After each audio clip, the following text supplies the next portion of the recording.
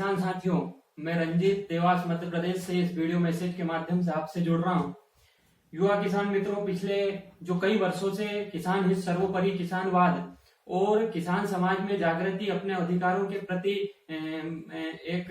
जो जानकारी है उसके लिए पिछले कई वर्षों से सोशल मीडिया के माध्यम से या फिर मैदान पर लड़ाई के माध्यम से जो एक मुहिम हम सभी लोग मिलकर एक चला रहे हैं, उसमें काफी हद तक हमको सफलता मिली है। आज किसान समाज अपने हक और अधिकार के लिए हर जगह खड़ा हो रहा है और किसान अपने अधिकारों के लिए लड़ रहे हैं। किसान साथियों, इस पूरी जो विचारधारा की यदि हम बात करें तो इसके विचारधारा के मुख्य में दो बिंदु आते हैं। एक तो किसानों की संपूर्ण कर्ज माफी और जो दूसरा आता है वो फसलों का उचित दाम। संपूर्ण कर्ज माफी के ऊपर पहले भी कई बार बात हो चुकी है। इसमें जो दोनों में से मेरे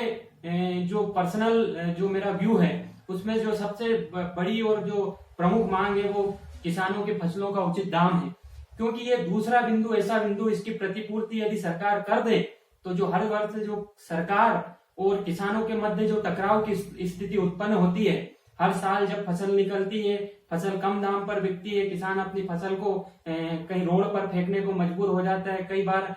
किसान को घाटा होता है, कई किसान आत्महत्या कर लेते हैं, कर्ज के बोझ में दबते हैं। वो सब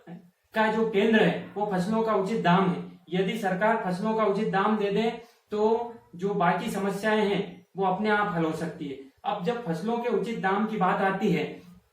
तो आपके मन और मस्तिष्क में कहीं ना कहीं जो स्वामीनाथन आयोग है उसकी रिपोर्ट तैरने लगती है। आपके मन में C2+50% का जो फार्मूला है वो कूदने लगता है। इससे इतर सरकार एक और जो काम हर साल करती है, MSP न्यूनतम समर्थन मूल्य की घोषणा। सरकार वर्ष में 2 बार खरीफ फसल के लिए और रबी फसल के लिए न्यूनतम समर्थन मूल्य की घोषणा करती है, किंतु न्यूनतम समर्थन मूल्य केवल एक दिखावा बनकर रह जाता है, क्योंकि इतनी सारी फसलों का न्यूनतम समर्थन मूल्य सरकार घोषित करती है, किंतु जब खरीदने की बात होती है तो पूरे भारत में 3 या 4-5 फसल तो क्योंकि खरीदी होती है और बाकी जो न्यूनतम समर्थन मूल्य है वो मिल नहीं पाता। जबकि न्यूनतम समर्थन मूल्य का जो नियम है इसको हम सामान्य भी गूगल करें तो इसमें स्पष्ट लिखा हुआ आता है कि मंडियों में जो न्यूनतम समर्थन मूल्य है इससे कम पर किसी फसल की खरीदी नहीं हो सकती,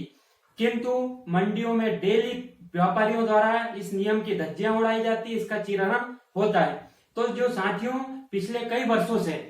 न्यूनतम समर्थन मूल्य की जो मांग की जा रही है उसी आवाज को और बल देने के लिए उसी किसानों की मांग जो मुख्य मांग है, यदि किसानों के जीवन स्तर में सुधार करना चाहते हैं, यदि किसान वास्तव में कर्ज के जो बोझ है उससे किसान को ऊपर लाना चाहते हैं और किसानों की आमदनी जो दुगनी एक जो बात प्रधानमंत्री जी करते हैं वो वास्तव में यदि करना चाहते हैं तो उसका एकमात्र उपाय है किसानों को समर्थन मूल्य मिले। ना केवल सरकार घोषणा करे बल्कि समर्थन मूल्य मिले।